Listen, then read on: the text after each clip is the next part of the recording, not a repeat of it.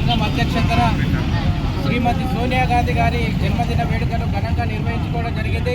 ఈ కార్యక్రమానికి ముఖ్య అతిథులుగా మరి 63వ డివిజన్ కార్పొరేటర్ విజయశ్రీ రజాలి గారు, మాజీ కార్పొరేటర్ మరి సుంచాశోక్ గారు, గుంటి కుమారస్వామి గారు, అదేవిధంగా 47వ డివిజన్ అధ్యక్షులు అస్గర్ గారు, 62వ డివిజన్ అధ్యక్షులు అంజనేయులు గారు, అదేవిధంగా కార్యక్రమంలో పాల్గొన్న కార్యకర్తలకు, నాయకులకు అందరూ కూడా పేరు పేరున మరి నమస్కారాలు తెలియజేస్తూ మరి కేవలం తెలంగాణ రాష్ట్రం ఇవాళ సాకారం అయిందంటే 60 ఏళ్ల కళ నెరవేరిందంటే కేవలం సోనియా గాంధీ గారి ద్వారానే.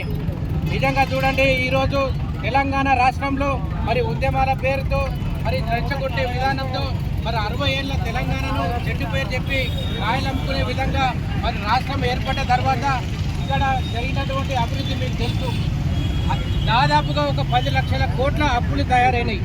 మరి ఆ రోజు తెలంగాణ ఉద్యమంలో మరి విద్యార్థులంతా కూడా చనిపోతూ ఉంటే కన్న తల్లిలాగా మరి శ్రీమతి సోనియా గాంధీ గారు తెలంగాణ రాష్ట్రం ఇవ్వడం జరిగింది.